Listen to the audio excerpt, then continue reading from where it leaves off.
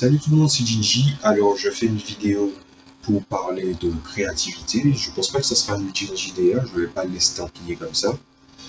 Peut-être que je le mettrai dans la playlist, mais il ne sera pas estampillé Ginji DR, puisque j'avais pour but de parler de quelque chose qui est en rapport avec la créativité elle-même.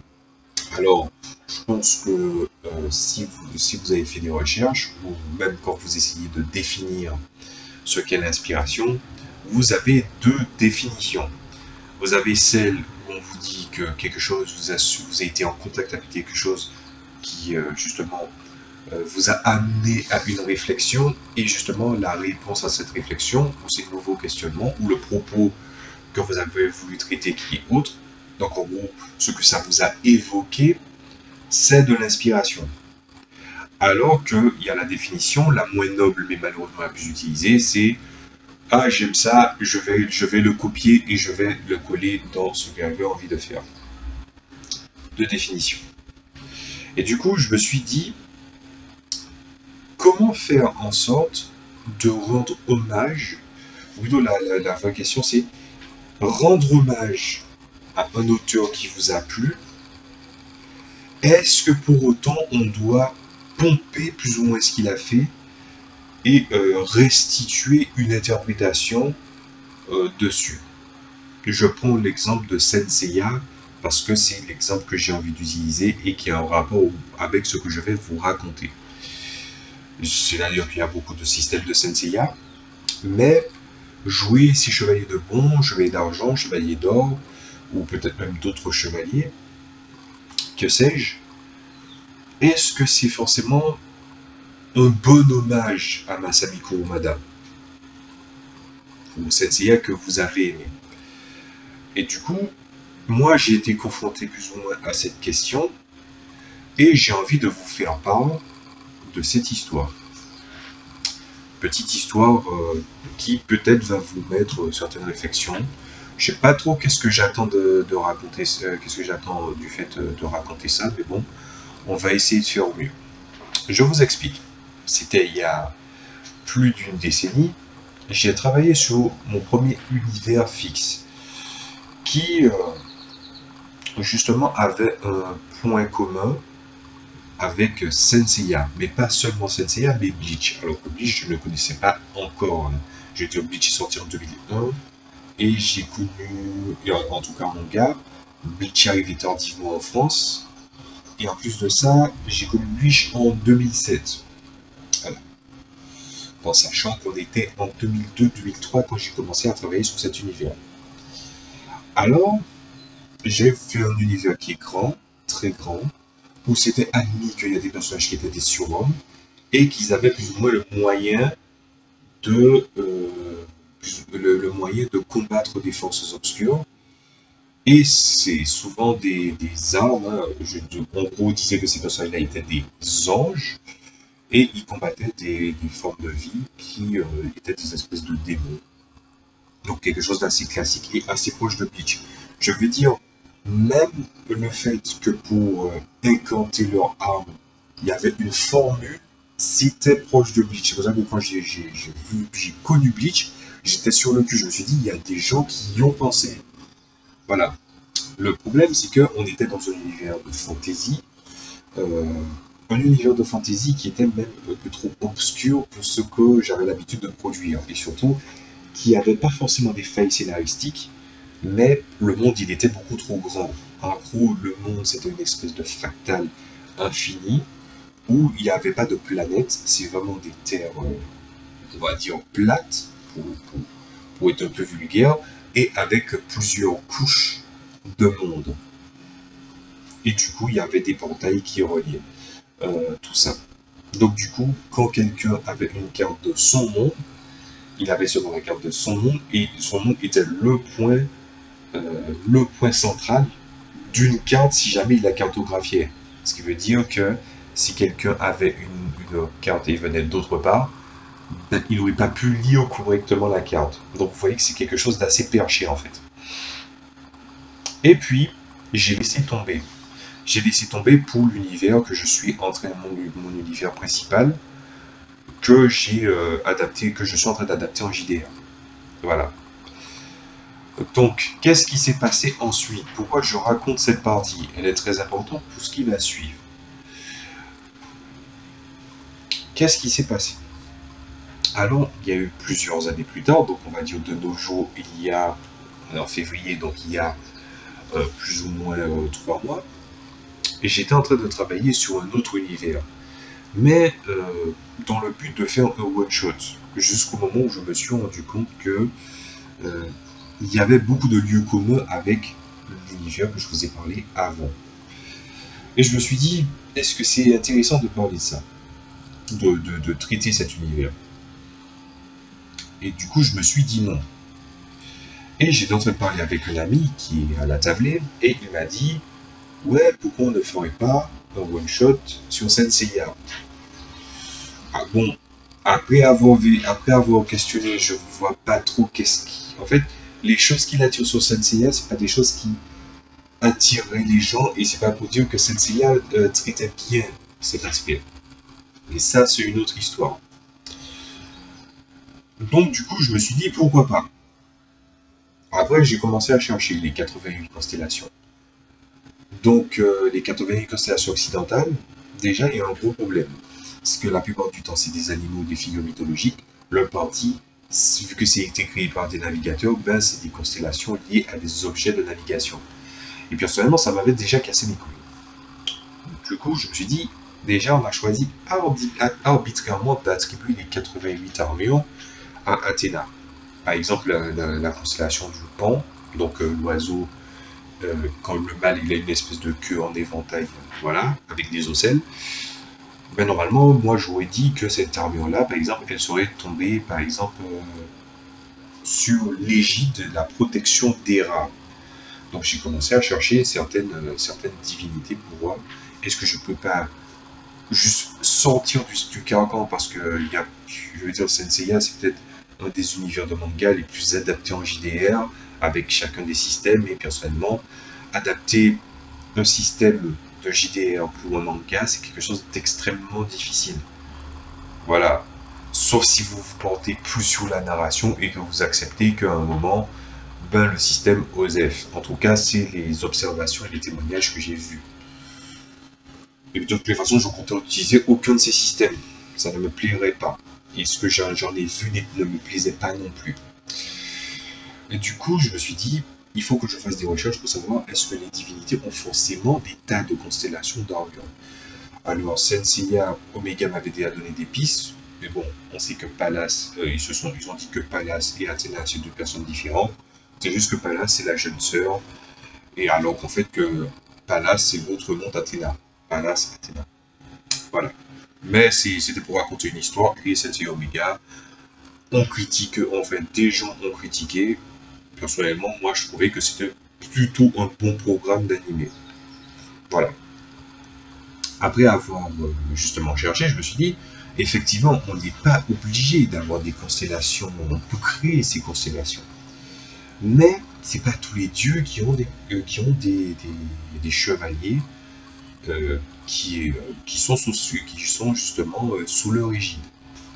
Et à ce moment-là, je suis parti en couille, j'ai voulu chercher dans les divinités égyptiennes, nordiques, chinoises, japonaises, et ça m'a vite saoulé, je me suis dit, c'est chiant, c'est très chiant. Et après, il y a une question qui m'est posée, c'est ce qui m'a inspiré la vidéo. Est-ce que c'est vraiment un bon hommage à Masami Kurumada de restituer un JDR de Senseiya tout en sachant que Senseiya a pas mal de failles? Je n'en parlerai pas ici, mais je trouve qu'il a pas mal de failles. J'ai commencé, quand j'étudie un sujet, j'y vais à fond. Et il y a pas mal de failles dans Senseiya. Voilà. Donc, à partir de ce moment-là, j'ai dit, je ne pourrais pas faire ça. Du coup, je me suis dit, qu'est-ce qui va se passer? Quelle est la chose qui pose problème? Et du coup, moi, j'ai regardé, enfin, avec mon ami, j'ai commencé à discuter, je lui ai dit, Senseiya a pas mal de failles, voici la liste des failles que j'ai montrées. Il n'y a pas eu de problème, pas de contre-exemple, c'était prévisible. Je veux dire, c'est flagrant, les observations. Euh, donc à ce moment-là, je me suis dit, mais qu'est-ce qui va se passer? Est-ce que je peux vraiment traiter d'un univers inspiré de cette CIA? Et du coup, justement, la question qui était à se poser, c'est qu'est-ce qui m'a inspiré dans cette CIA? Ah ben pour moi, c'était facile. C'était la mouvance épique, c'était le design des armures, c'était pas forcément le en cause, parce que l'objectif de sauver à chaque fois une connasse, et puis en fait, les 24 heures chrono avant l'heure, en vrai, Senseiya. Et il y a une faille qui s'est présentée, et je vais vous dire c'est laquelle. Mis à part de toutes petites exceptions, vous enlevez les constellations de certains personnages, ben, les constellations ne changent rien. Je veux dire que par exemple le chevalier de la balance, c'est le juge soi-disant des chevaliers, on le dit, mais on le présente jamais. Ou en plus, je pense que c'est plus le chevalier du scorpion qui a ce poste dans l'univers. Le chevalier d'Andromède a l'esprit de sacrifice, celui du phénix, est-ce qu'il incarne vraiment le phénix un peu dans sa déchéance et dans son renouveau? Oui, mais est-ce que le personnage, lui, se renouvelle? Est-ce qu'il arrive à des phases où justement, il se re-questionne? Ben non, les constellations sont factices, entre guillemets. Et ça se voit quand tu vois les autres œuvres de Kurumada, et tu pouvais raconter les mêmes choses sans mettre le délire des constellations.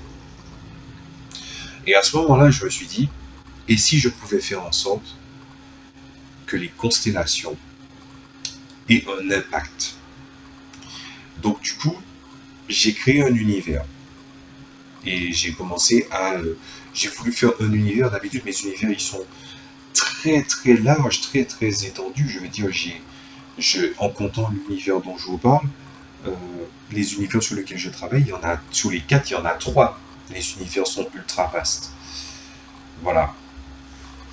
Et du coup, j'ai réfléchi et je me suis dit, je vais faire ça comme ça. Bon, en gros, je ne vous mets pas les détails.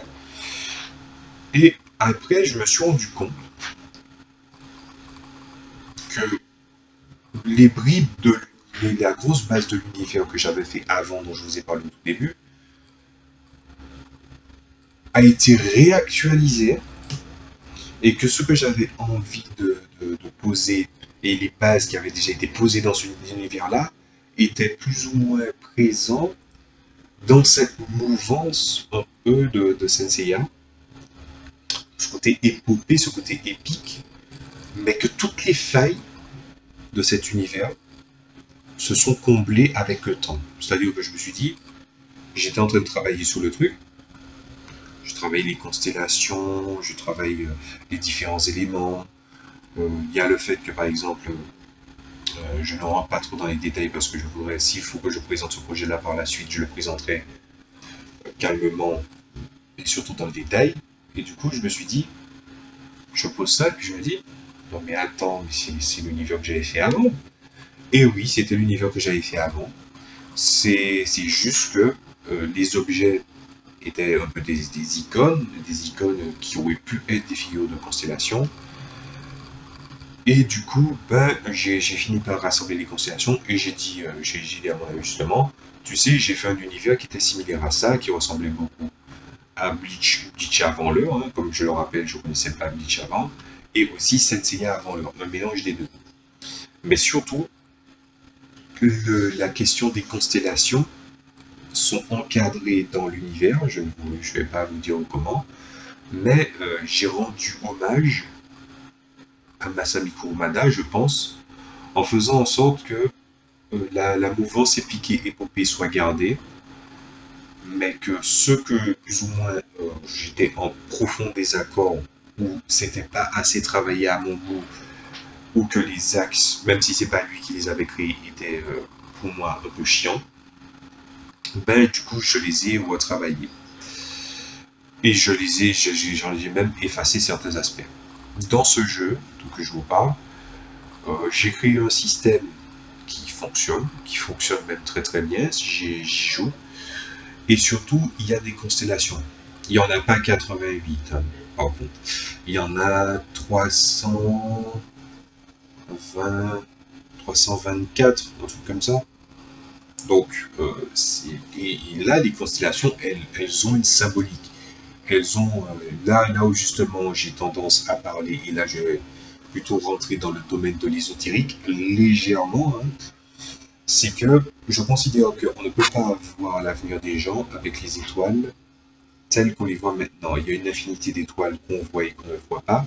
Pourquoi ces étoiles qu'on voit nous détermineront le destin de, justement, d'une personne ou d'un groupe d'individus sous prétexte qu'il est de la constellation de Mercure. Genre les scorpions ils baissent bien, les béliers sont têtus, les taureaux sont des gens stoïques, voilà. Ça c'est de la merde. Je ne vais pas rentrer dans les détails parce que voilà, mais c'est de la merde. Du coup, bah, si vous voulez savoir, je suis de la constellation de Sagittaire, je suis né en décembre. Voilà. Et du coup, après avoir réfléchi sur tout ça, je me suis dit, je vais faire justement un univers où justement les gens s'appuient sur ces constellations, les pouvoirs et les gens sont tous sous une constellation. Il y en a, comme je l'ai dit, il y en a à peu près 324 et quelques, mais qu'il y a quelque chose de profondément caché. Et c'est à la fois une présentation euh, d'un univers qui montre que ces constellations-là, elles ont un impact sur la vie des gens, mais vraiment avec un propos de base. En gros, quand vous créez votre personnage, la constellation est un propos de base. Il n'est pas le point d'arrivée. Voilà. Et surtout que j'avais envie aussi de me glisser une petite manchade aux gens qui se tournent vers l'astrologie, parce que leur point de vue de lieu commun, hein, leur totoïsme, où tout peut tout justifier, ben justement, c'est de la merde et que c'est purement ethno et voire égocentrique. Donc après avoir fait tout ça, je me suis rendu compte, d'ailleurs mon système il est fonctionnel, hein, encore une fois, c'est juste que j'ai pas écrit j'ai les noms de toutes les constellations, mais j'ai pas écrit tous les propos. Et là c'est à l'étude d'un test. Voilà. C'est un peu mon histoire avec, comme je vous ai dit, j'ai décidé de dissimuler pas mal de choses sur cet univers-là, mais cet univers-là, c'est un univers qui est très manga, comme la plupart des univers que je fais. Euh, sur les 4 univers que je traite, que j'ai fait, il y en a 3 qui sont plus orientés manga, et celui-là en fait partie. Et donc du coup, après tout ça, je pense qu'on peut conclure. Pour moi, l'inspiration, c'est la première définition qui me va le plus. Parce que évidemment, le pompage, je dis que c'est de la merde, mais en vrai, il est fort probable que vous voyez la chose aussi. Pourquoi ne pas reprendre quelque chose qui fonctionne déjà? Sauf que pour moi, un univers est égal à un système. Si vous n'allez pas vous dire, est-ce que je joue au D4, au D6, au D8, au D10, au D12, au D20, au D100, ou je lance tel ou tel dé. Voilà, vous ne vous dites pas, c'est le nombre de dés qui va compter. Ça, c'est le système de résolution. La construction de l'univers, de son système, c'est plus ou moins là où dans certains jeux, dans les pages de présentation de jeu, c'est le feature. Qu'est-ce qui est l'essentiel? Qu'est-ce qui est censé être représenté? Je sais pas moi, dans certains univers, on vous dit, vous avez un personnage qui a déjà des compétences préposées sur la fiche, ou par exemple, vous avez un système de compétences, mais qu'on ne vous présente qu'une petite sélection et que d'autres, vous pouvez les inventer. C'est ça le système de jeu. Donc un système de jeu et un système de résolution doit être en concordance avec, selon moi, avec l'univers dont il est issu. Et j'ai tout fait afin de pouvoir traiter ça de cette façon. Mais pour moi, l'inspiration, l'hommage, il ne tient pas de respecter exactement les choses que vous avez aimées. Vous vous dites, je vais le pomper. Dans l'exemple que je vous ai donné, ben, le truc qui a changé dans cette nouvelle version de cet univers dont je vous ai parlé, c'est que les armes sont devenues des armures. Et encore, parce que les armures ne veulent presque rien dire, puisqu'il y a aussi des armes qui ont aussi des constellations. Et des objets qui ont aussi ces constellations. Donc finalement, c'est ce côté qui m'a juste plu superficiellement et visuellement, ben, c'est quelque chose qui a fini par rester.